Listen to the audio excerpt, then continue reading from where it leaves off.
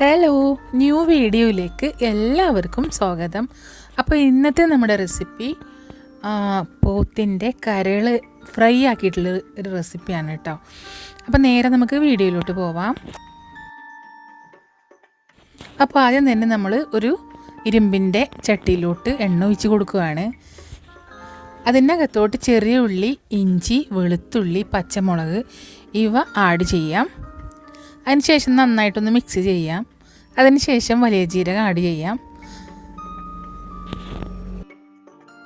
ഇവയെല്ലാം നന്നായിട്ടൊന്ന് മിക്സ് ചെയ്തതിന് ശേഷം ഇതിലേക്ക് പാകത്തിനുള്ള മഞ്ഞൾപ്പൊടി ചേർത്ത് കൊടുക്കാം. ഇതെല്ലാം നന്നായിട്ട് മിക്സ് ചെയ്തതിന് ശേഷം ഇതിലേക്ക് അല്പം കുരുമുളക് പൊടി ചേർത്ത് കൊടുക്കാം. അതും ഒന്ന് മിക്സ് ചെയ്യാം. അതിനുശേഷം കഴുകി വെച്ചിട്ടുള്ള നമ്മുടെ കരളുണ്ടല്ലോ, കരൾ ഇതിലേക്ക് ചേർത്ത് കൊടുക്കാം. എന്നിട്ട് നന്നായിട്ട് മിക്സ് ചെയ്യാം.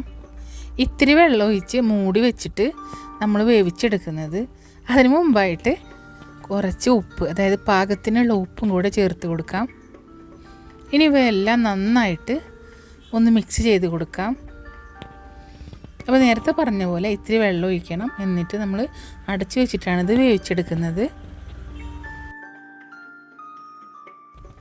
അപ്പോൾ ഇതിൻ്റെ വെള്ളമൊക്കെ വറ്റിയിട്ട് ഇങ്ങനെ ഫ്രൈ ആയി തുടങ്ങിയിട്ടുണ്ട്.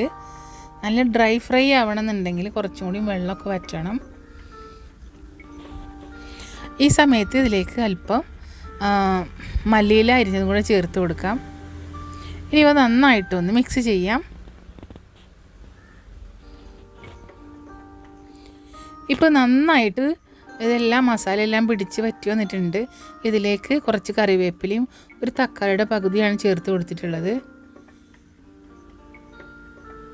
ഇപ്പോൾ നമ്മുടെ ഈ ഒരു പോത്തിൻ്റെ ലിവർ ഫ്രൈ ഇവിടെ റെഡി ആയിട്ടുണ്ട്.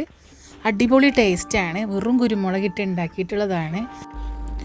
അപ്പോൾ ആദ്യമായിട്ടാണ് നമ്മുടെ ചാനൽ കാണുന്നതെങ്കിൽ തീർച്ചയായിട്ടും ഒന്ന് സബ്സ്ക്രൈബ് ചെയ്യണേ. തൊട്ടടുത്ത് കാണുന്ന ബെൽ ബട്ടൺ കൂടെ എനേബിൾ ചെയ്യണമെങ്കിൽ ഞാനിടുന്ന വീഡിയോസിൻ്റെ നോട്ടിഫിക്കേഷൻ നിങ്ങൾക്ക് അപ്പോൾ ലഭിക്കുള്ളൂ. ലൈക്ക് ചെയ്യാനും ഷെയർ ചെയ്യാനും കമൻറ്റ് ചെയ്യാനും മറക്കല്ലേ. മറ്റൊരു അടിപൊളി റെസിപ്പി ആയിട്ട് നമുക്ക് വീണ്ടും കണ്ടുമുട്ടാം. അതുവരേക്കും താങ്ക്സ് ഫോർ വാച്ചിങ്. ബൈ.